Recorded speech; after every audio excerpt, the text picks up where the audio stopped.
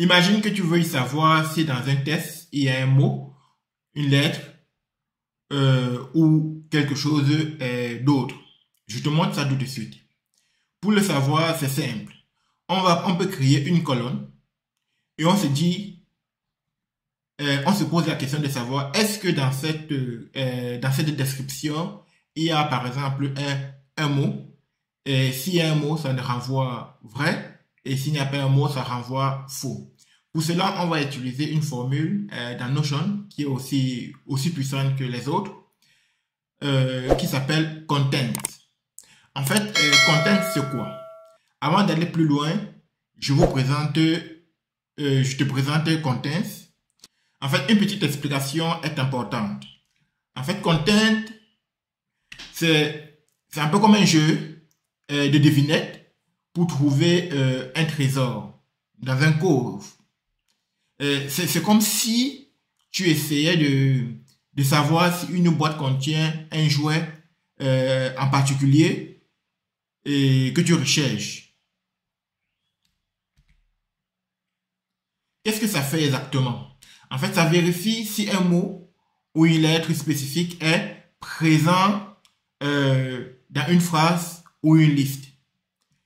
C'est comme chercher une pièce de puzzle dans une boîte pour voir si elle est là ou non. Exemple. J'ai ici le mot maman. Et ça, c'est la formule qui sera utilisée. J'ai le mot maman et je cherche à savoir si dans maman il y a MA. Ça me renvoie true. Et si ce n'était pas le cas, ça me renverrait false. Maintenant, allons-y pour un exemple très concret dans Notion. Ici, on va créer une colonne. On va nommer contents.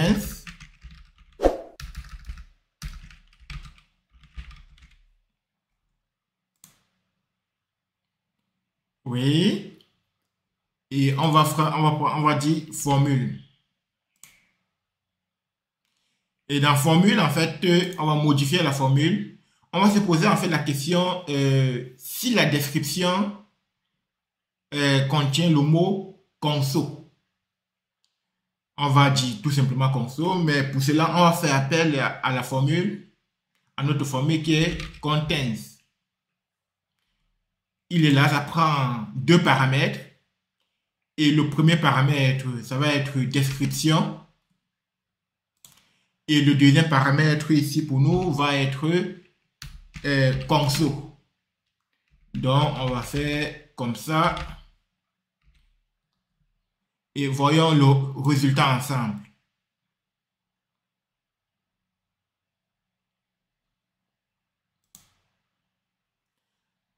En fait, le résultat nous dit ici que ça ne comporte absolument pas de conso. Donc, il n'y a pas de mot conso. Mais faisons l'exemple. Faisons une expérience et mettons consommation.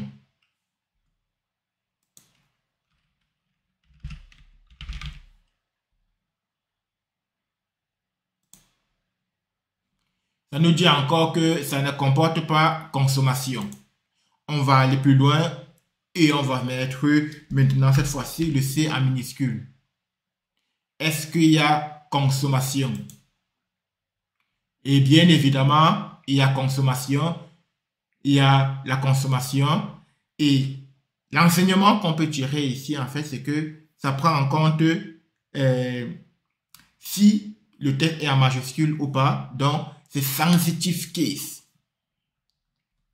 Donc, c'est sensible à la casse. Donc, en utilisant cette formule, il faut prendre en compte que c'est bien sensible à la casse et que le mot que vous cherchez, il faut exactement mettre tel qu'il est écrit. Voilà ce que je voulais voir avec vous.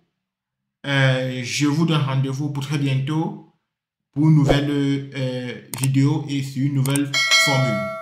Je vous remercie et on se dit à plus tard. C'était Jonas pour Afro Innovation.